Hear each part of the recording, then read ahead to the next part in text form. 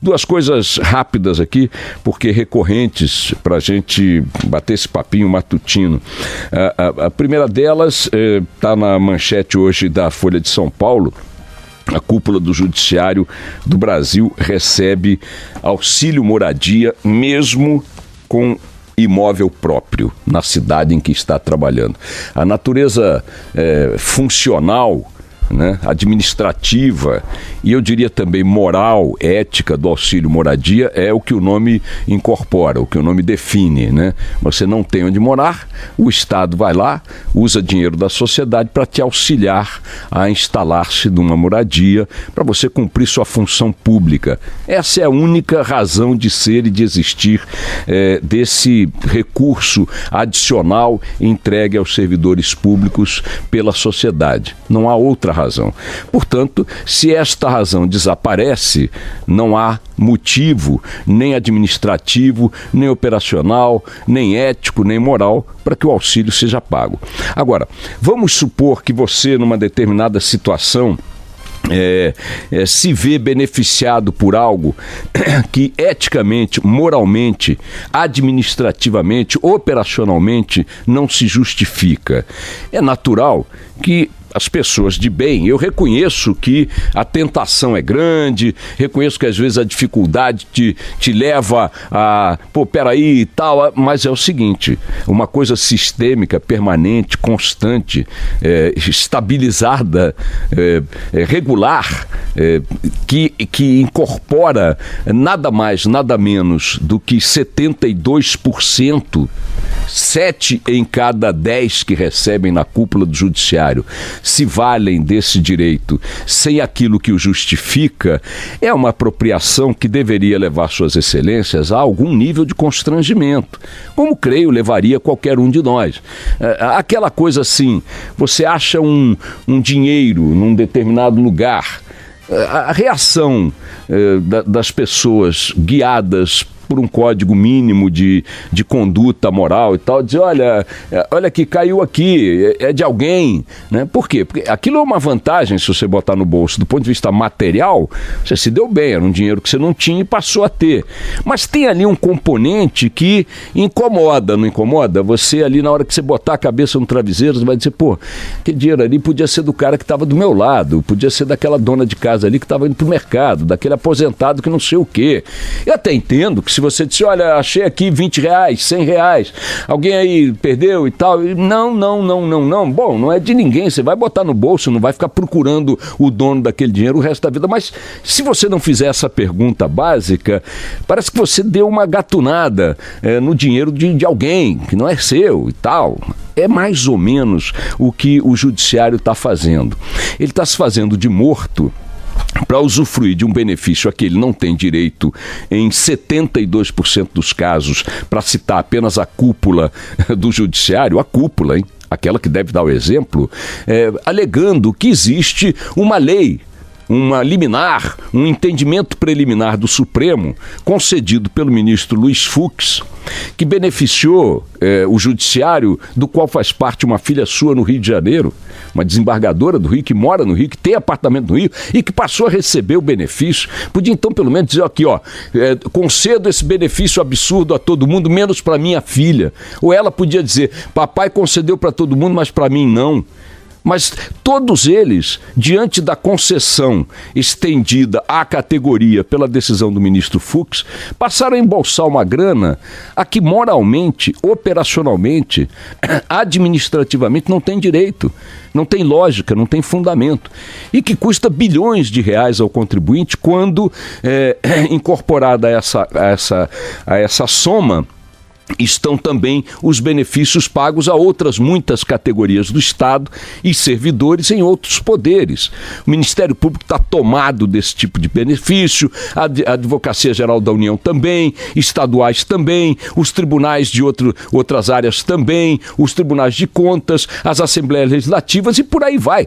O Congresso Nacional é um negócio impressionante que, para que um juiz que tem o poder de te botar na cadeia ou preservar a tua liberdade, que representa um poder em relação ao qual qualquer sociedade democrática se coloca de forma reverente, diante do qual a reverência das sociedades é fundamental. Você tem que olhar para o judiciário com reverência, com respeito, né? Com submissão.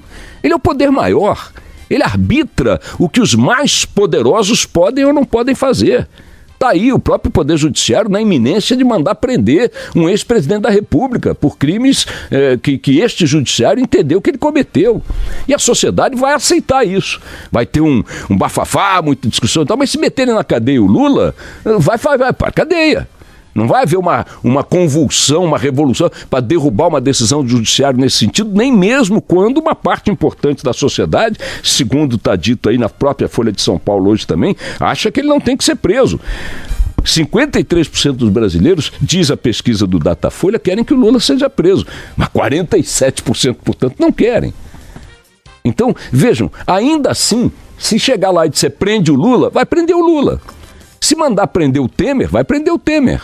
Se mandar prender o Gedel Vieira Lima por 1000 anos, o Cabral por 200 mil, o tal... Quem são essas figuras? São figuras que estavam na cúpula do poder. Então o judiciário está acima de todos. Estando acima de todos, não pode se conceder imoralidades, ainda que as formalize por liminares, por decisões ou pelo que... Não há papel, não há tramitação que consiga carregar legalidade quando a sua essência defende uma ilegalidade, uma imoralidade. É assombroso que nós estejamos diante de um poder que, em regra, tem que ser o poder supremo e é o poder supremo, diante do qual, repito, as sociedades têm que se colocar de forma reverente e submissa, concedendo-lhe, portanto, o status supremo dentro da hierarquia do país e da sociedade, e estes caras que integram e senhoras que integram este poder se valham de argumentos de blá blá blá, defendidos ostensivamente por suas associações, por suas corporações, para meter a mão nos R$100 do cidadão e enfiar no próprio bolso. Ora, se você tem a moradia na cidade X, você não pode receber do contribuinte auxílio para morar na cidade X. Discutir isso é ridículo. Isso é ridículo, não tinha que ter essa discussão. Não tinha que estar sendo objeto de debate nacional, não tinha que estar sendo discutido no Supremo. Agora o Supremo vai decidir se roubar dinheiro dos outros é imoral ou moral, desde que o ladrão seja um juiz. Não, é imoral, não importa. E aí, a pergunta que eu me faço volta para o começo da conversa. Há quem pegue os R$100 no chão, olhe para o lado, conclua que esses R$100 pertencem àquele outro cavalheiro que acabou de deixar cair o dinheiro e não percebeu. Porque os juízes que recebem auxílio moradia sabem a quem pertence esse auxílio moradia. Esse dinheiro tem dono. Esse dinheiro é dinheiro público e o público somos nós. É aquela história que a Margaret Thatcher disse, não existe dinheiro público, o dinheiro é do contribuinte, é do cidadão. Então os senhores estão vendo uma nota no chão, sabem que não é de vocês, metem no bolso e não dão um grito de alerta, olha, até aqui R$100 que eu achei. Porque os juízes que não têm direito a receber o auxílio moradia, ainda que recebessem como receberam do ministro Fux uma nota no chão, deveriam dizer, não, essa nota não me pertence. Não tem que ter um debate sobre o auxílio moradia. Não tem que ter uma discussão jurídica sobre o auxílio moradia. Ele é uma indecência, ele é uma imoralidade nessas condições em que estamos abordando, e que a Folha explicita hoje na sua manchete, dizendo que 7 em cada 10 ministros, membros da cúpula do Judiciário Nacional, embolsam R$100 que a eles não pertencem. E não são R$100, são bilhões e bilhões. É assombroso que essa discussão esteja sendo travada em pleno século XXI. Numa época em que, já há muitas décadas, se você olhar para outras democracias, para outros países, aberrações como essa nem seriam consideradas. E outras que nem aberrações são vistas por boa parte do mundo, como determinados privilégios das autoridades, carros oficiais, moradias, passagens e tal, nem são usadas, nem existem. Se você chegar na Noruega e disser que um deputado tem que pegar jatinho da Força Aérea Norueguesa para ir de bermuda para casa no fim de semana às custas do contribuinte, os caras vão te botar, não vão nem te botar na cadeia, vão te botar num hospício, porque é uma coisa que beira a loucura. Agora, lá na Noruega não tem sem teto, não tem sem terra, não tem cracolândia, não tem mendigo na rua, não tem criança fora da escola, não tem hospital com fila, não tem febre amarela sem vacinação, e nem assim eles se permitem essa ousadia de embolsar os R$100 de cada um de nós e sair assoviando pela rua mais ricos do que deveriam estar.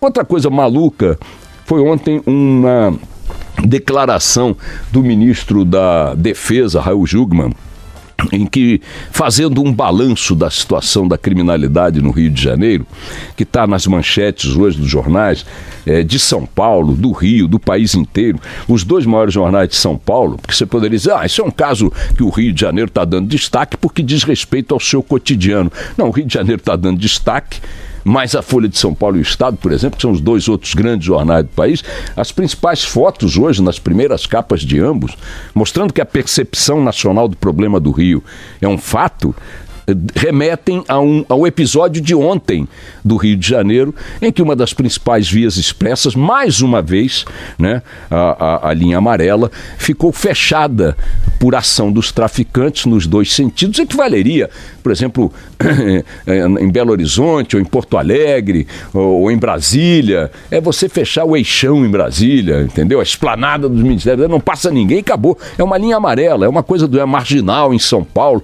Fecharam pelo tempo que bem entenderam, botaram para quebrar, tiro para chuchu, pessoas se jogando e tal. Isso trouxe à tona ontem, por ser o episódio mais emblemático do dia, novamente a questão da criminalidade, da violência descontrolada no Rio de Janeiro.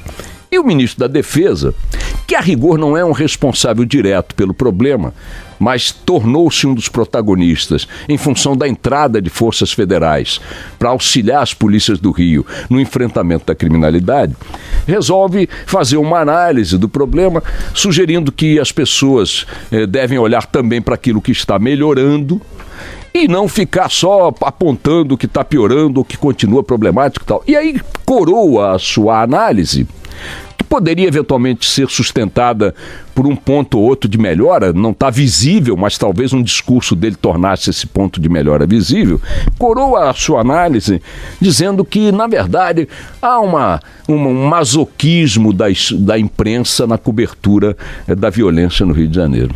Ora, ministro, tem idiotices que a gente devia tomar no café da manhã e engolir antes de vomitar.